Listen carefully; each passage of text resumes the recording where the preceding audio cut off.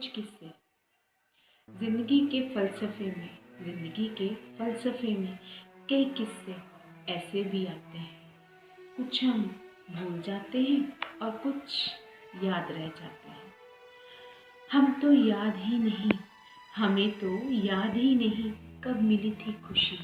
हमें तो याद ही नहीं कब मिली थी खुशी, पर जब दिल टूटा था पहली दफा उनकी वजह से, तो हमें याद है। जिंदगी के फलसफे में कई किस्से ऐसे भी आते हैं।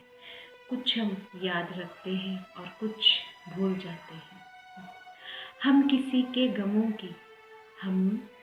गमों की घड़ी में गए कि नहीं, ये हमें याद नहीं, लेकिन हमारे गम में कौन कौन नहीं आया, ये हमें याद है। हमें रोते हुए किसने खुशी दी, हमें रोते हुए किसी ने खुशी दी, ये हमें याद नहीं, लेकिन हमारी खुशी को किसने नजर लगाई, ये हमें याद है। जिंदगी के फलसफे में कई किस्से ऐसे भी आते हैं। कुछ हम याद रखते हैं और कुछ भूल जाते हैं।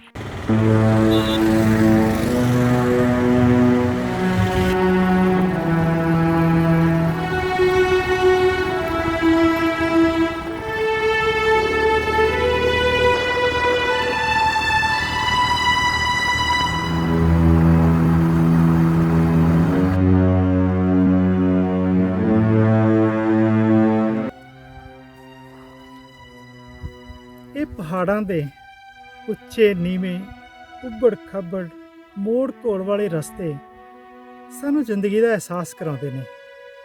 ਸੱਚਮੁੱਚ ਇਹਨਾਂ ਰਸਤਿਆਂ ਵਾਂਗ ਹੀ ਸਾਡੀ ਜ਼ਿੰਦਗੀ ਦੇ ਵੀ ਰਸਤੇ ਜਿਹੜੇ ਬੜੇ ਉੱਬੜ ਖੁੱਬੜ ਮੋੜ ਘੋੜ ਉੱਚੇ ਨੀਵੇਂ ਹੁੰਦੇ ਨੇ। ਦੁੱਖ ਤਕਲੀਫਾਂ ਸਾਨੂੰ ਇਸ ਚੀਜ਼ ਦਾ ਅਹਿਸਾਸ ਕਰਾਉਂਦੀਆਂ ਨੇ, ਪਰ ਕਿਤੇ ਕਿਤੇ ਸੋਹਣੀ ਹਰਿਆਲੀ ਸਾਨੂੰ ਜ਼ਿੰਦਗੀ ਦੀਆਂ ਖੁਸ਼ੀਆਂ ਦੀ ਵੀ ਯਾਦ ਦਿਵਾਉਂਦੇ ਨੇ। ਸੱਚਮੁੱਚ ਇਹ ਪਹਾੜਾਂ ਦੇ ਰਸਤੇ ਸਾਨੂੰ ਜ਼ਿੰਦਗੀ ਦਾ ਰਾਹ ਦਿਖਾਉਂਦੇ ਨੇ, ਕਿਉਂਕਿ ਜ਼ਿੰਦਗੀ ਤਾਂ ਲਗਾਈਏ, ਜ਼ਿੰਦਗੀ ਤਾਂ ਸੱਜਣਾ ਹਰ ਰੋਜ਼ ਇੱਕ ਨਵਾਂ ਸਬਕ ਸਿਖਾਉਂਦੀ ਹੈ। ਪਰਬਤਾਂ ਦੇ ਇਹਨਾਂ ਉੱਬੜ ਖੁੱਬੜ ਰਸਤਿਆਂ ਦੇ ਵਾਂਗ ਇੱਕ ਨਵਾਂ ਰਾਹ ਦਿਖਾਉਂਦੀ ਹੈ।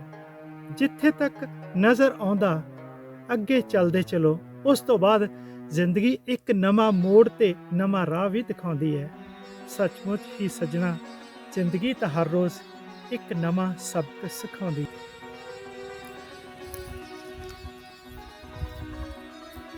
ਇਹ ਪਹਾੜਾਂ ਦੀ ਟੀਸੀ ਤੇ ਪਹੁੰਚਣਾ ਸ਼ਾਇਦ ਮੰਜ਼ਿਲ ਜਾਂ ਫਿਰ ਅੰਤ ਦਿਖਾਉਂਦੀ ਹੈ ਜ਼ਿੰਦਗੀ। ਜ਼ਿੰਦਗੀ ਤਾਂ ਸੱਜਣਾ ਹਰ ਰੋਜ਼ ਇੱਕ ਨਵਾਂ ਸਬਕ ਸਿਖਾਉਂਦੀ ਹੈ ਜ਼ਿੰਦਗੀ, ਇੱਕ ਨਵਾਂ ਸਬਕ ਸਿਖਾਉਂਦੀ ਹੈ ਜ਼ਿੰਦਗੀ।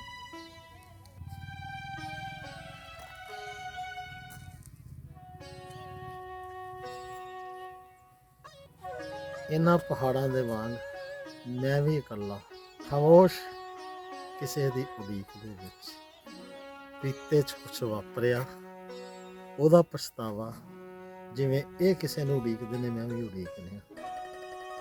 ਇੱਕ ਆਸ, ਇੱਕ ਉਮੀਦ ਦੇ ਨਾਲ ਜ਼ਿੰਦਗੀ ਤਾਂ ਪਤਾ ਨਹੀਂ ਕਿੰਨੀ ਹੈ ਤੇ ਕਦੋਂ ਖਤਮ ਹੋ ਜਾਣੀ ਹੈ, ਪਰ ਇੰਤਜ਼ਾਰ ਹੀ ਹੈ।